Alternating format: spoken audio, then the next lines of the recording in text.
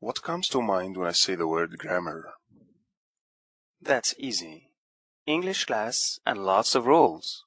Memorizing parts of speech like nouns and verbs. Diagramming sentences. Well, yes, that's fairly typical.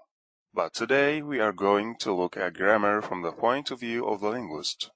And to do that, we really have to consider three distinct grammars for every language. The first grammar is referred to as a mental grammar, and that's what a speaker of a language knows, often implicitly, about the grammar of that language. This has also been called linguistic competence, and from that term competence grammar has become popular. I like to think of mental or competence grammar. I like to think of it as an incredibly complex system that allows a speaker to produce language that other speakers can understand. It includes the sounds, the vocabulary, the order of words in sentences, and even the appropriateness of a topic or a word in a particular social situation. And what's so amazing is that most of us carry this knowledge around in our heads and use it without much reflection. One way to clarify mental or competence grammar is to ask a friend a question about a sentence. Your friend probably won't know why it is correct, but that friend will know if it is correct.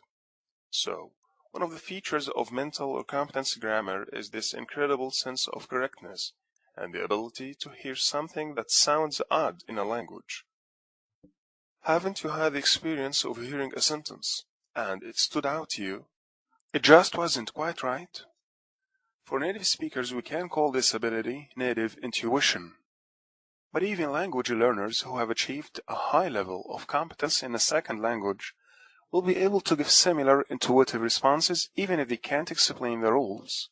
So, that's a mental grammar or competence grammar. Okay then. That brings us to the second type of grammar, and this is what linguists are most concerned about. This is descriptive grammar, which is a description of what the speakers know intuitively about a language. Linguists try to discover the underlying rules of mental or competence grammar and describe them objectively. So descriptive grammar is a model of competence grammar, and as such, it has to be based on the best effort of a linguist, and consequently, subject to criticism and even disagreement from other linguists. Because no matter how skilled a linguist is, describing grammar is an enormous task. In the first place, the knowledge is incredibly vast and complex. In the second place, the language itself is changing even while it is being described. And finally, the same data can be organized in different but equally correct ways in order to arrive at generalizations. And the ultimate goal of a descriptive grammar is to formulate generalizations about a language that accurately reflect the mental rules that speakers have in their heads.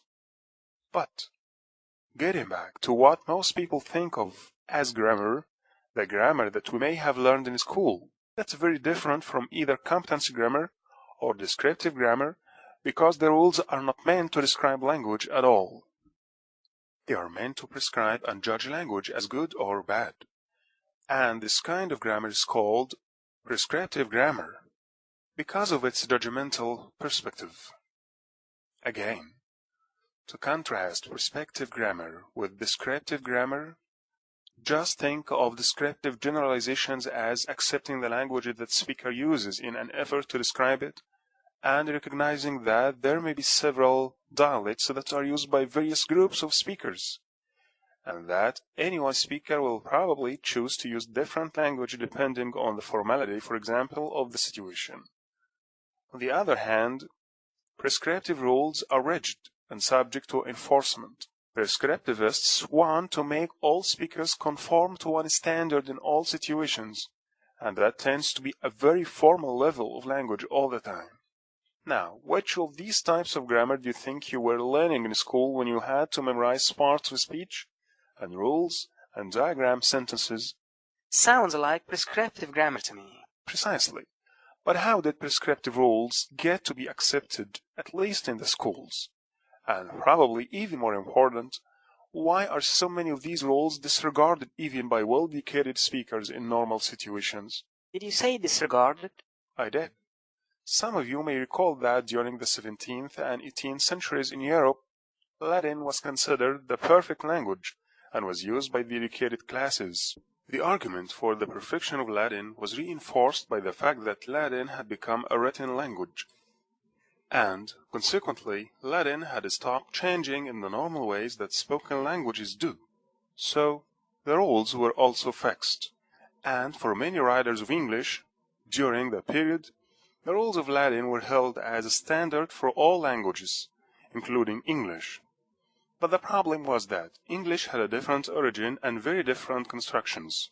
For example, how many times have you heard the prescriptive rule, never end a sentence with a preposition? This is a Latin rule, but it doesn't apply to English, so it sounds very formal and even strange when this Latin rule is enforced. Now, how many of you would say, "What are we waiting for?" I think most of us would prefer it too. For what are we waiting? But as you see, this breaks the rule, the Latin rule. So, we are really learning Latin rules in English classes. No wonder I was confused.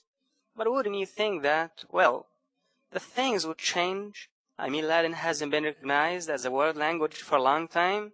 You are right, but the reason that prescriptive rules survive is the school system.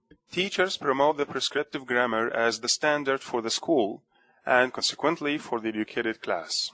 And good language is a requisite for social mobility, even when it is very dissimilar to the mental grammar or the descriptive grammar of language.